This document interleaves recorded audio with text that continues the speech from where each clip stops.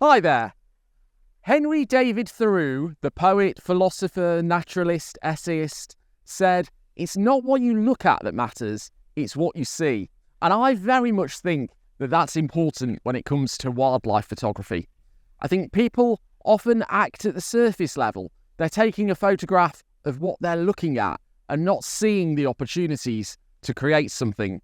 So come out with me today and I will talk you through my thinking as I show you the things that I look at and what I choose to see in them when it comes to creating a wildlife photo. Let's get going.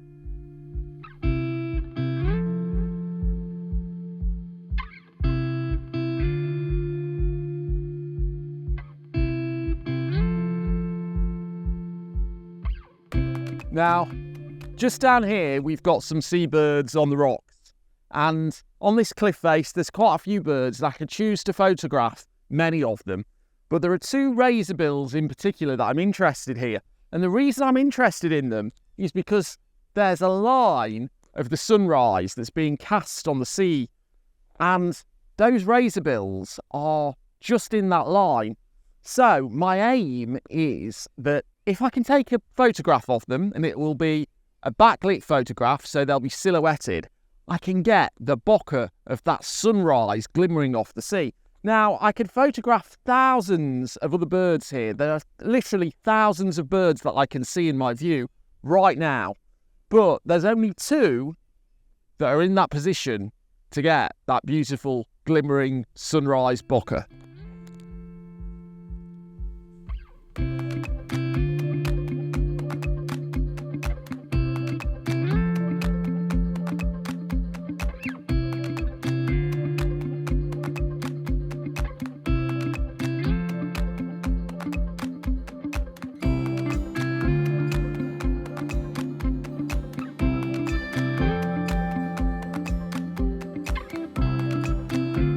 Right, so just down here on the cliffs below me, we've got a little razorbill. And it'd be easy enough to point my camera down and just take a photo of the thing I'm looking at.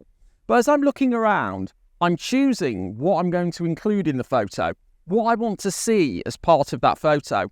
And we've got various foliage, but just over here, we've got some daisies that are growing out from the rocks.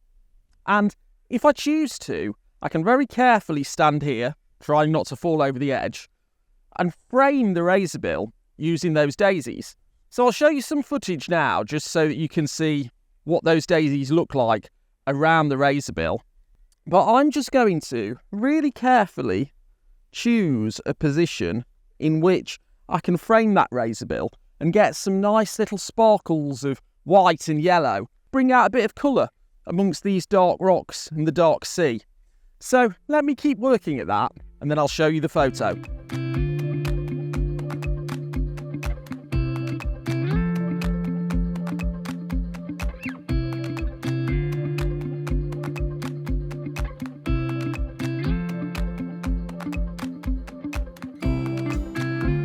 So, with something like this, it's not just about the thing that you're looking at. It's so easy to just point your camera and take a photo of whatever wildlife subject you're looking at. It's thinking about what you're choosing to see, how you can create that photo.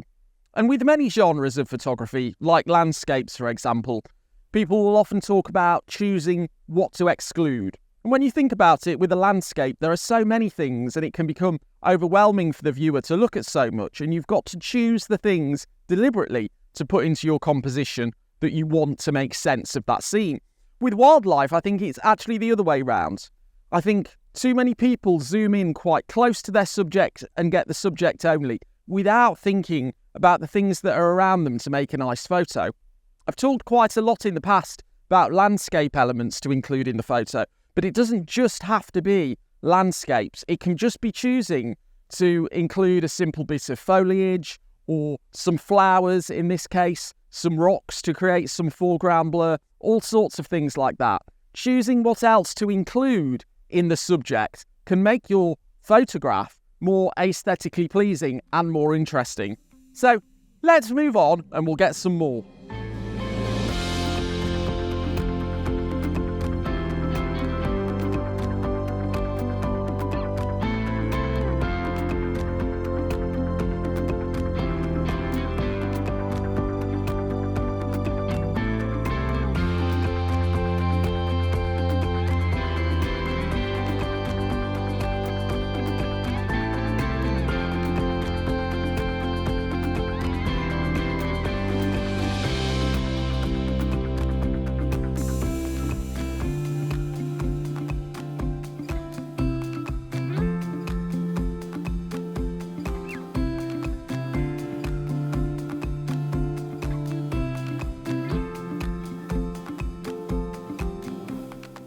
So what I've got here is a similar situation to the last bit I filmed, but better.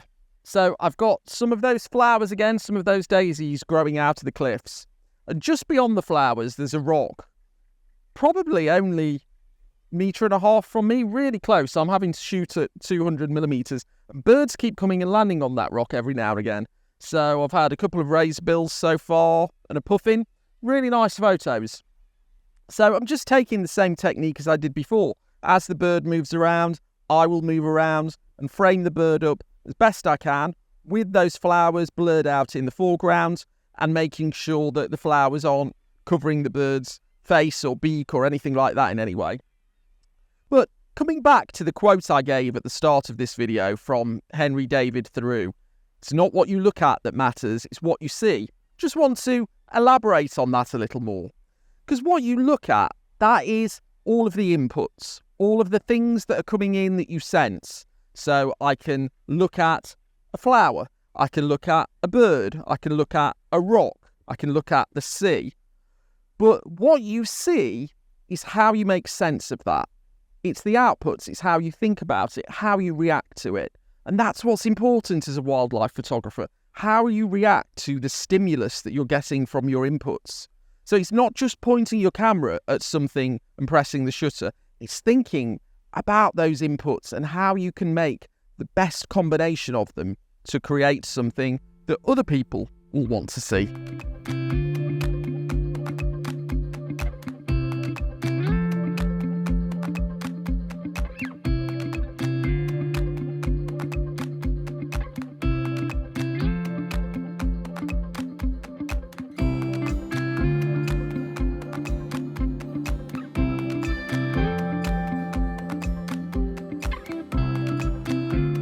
So in many situations, you're not in a position to use flowers or rocks or the kind of things that I've been using today to help embellish the photo a little bit, to give it that little bit something extra.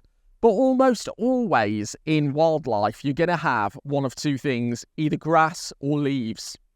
So what you can do with those is use the grass as the land undulates and the grass moves up and down. You can use some of the higher grasses to blur out some of the elements and choose what you keep in, what you leave out. So imagine we've got a bird perched on a branch here.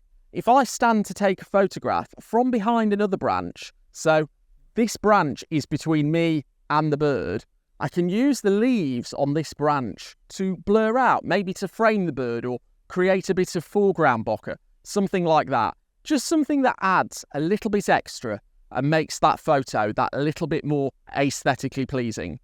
So I am hoping that very soon I'm going to get a bird land on this rock, because before I started filming we were having birds land on and off this rock every now and again.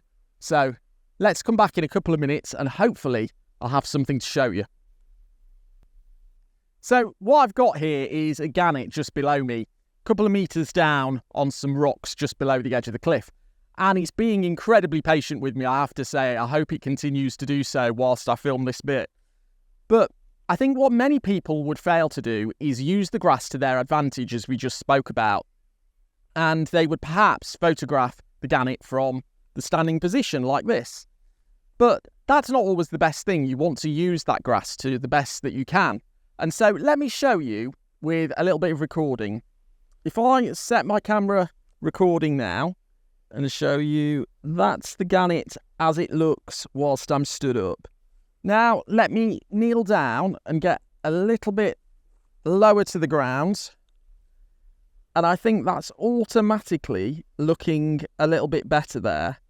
But now if I gently lie down and hope I don't scare it off,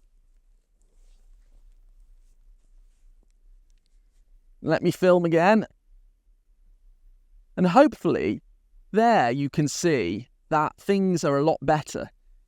It's a lot less obvious that the bird is below me, and you almost always want to be at eye level with the bird, but it's not always possible in these cliff type situations and some other situations. And removing some of the things around the photo, like the rocks, makes it that little bit less obvious that you're not at eye level.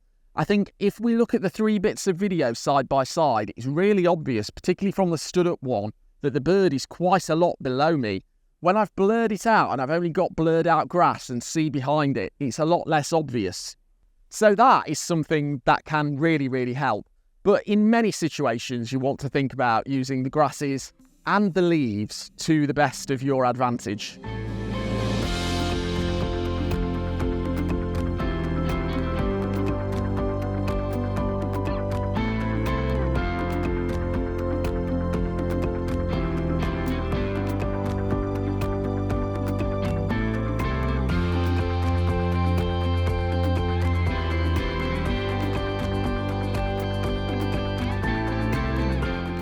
So, why are we talking about this today? Well, a few weeks ago I took a photo and I had a bit of a realisation about this, so I thought I'd share it with you.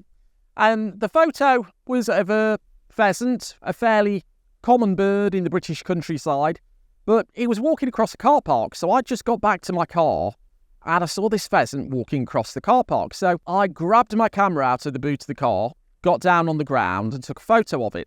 In the background, there's also a couple of traffic cones that had sectioned off a little bit of the car park, which make it somewhat unusual. And so I'd abstracted that pheasant really from its usual environment. But it wasn't a nice place to take a photo. Tarmac doesn't look great, and those traffic cones are a bit odd. However, I made quite a nice photo because of the way that I'd chosen to use those elements in it. So the tarmac wasn't showing up as lots of bumpy bits of compacted gravel covered in tar. It wasn't that kind of thing. It was a nice smoothed out grey. And those traffic cones are a little bit blurred out in the background and probably make the viewer think, what's that? So, great, happy with the photo. It was one of those chance photos anyway. But as I was driving home, got me thinking, I wonder how many people would have taken that photo.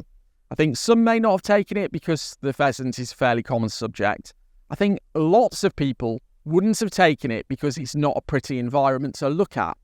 But just because it's not a pretty environment to look at doesn't mean you can't create an aesthetically nice or even beautiful photo. And it made me realise that whilst we all look at the same things, we could all look at that tarmac and those cones and that pheasant and look at the same items. We all see the world slightly differently, and that is really what we're here to do as a photographer, show the world what our view of it is. And so it was an interesting idea for me, which I've been thinking about a little bit since. And again, you all will view the world slightly differently to me. You will make different choices to me. But what I would recommend is not to just point and shoot.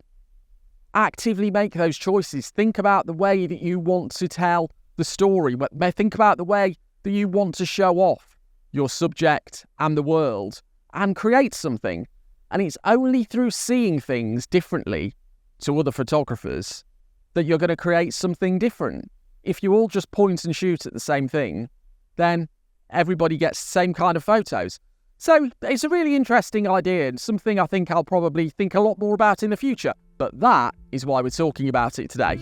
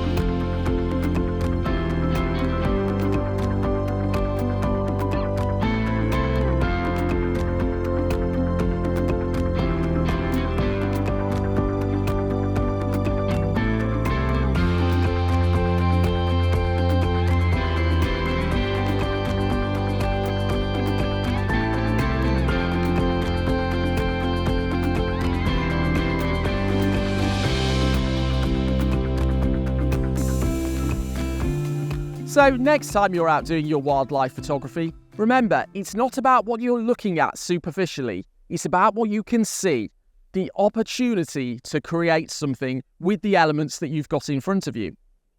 Now, earlier in this video, I was talking about including some landscape elements to show off the subject's environment and give it a little bit more context. And that is a related subject. But for more information and lots of examples, you might like to check out this video. Thanks very much for watching, and I'll see you next time.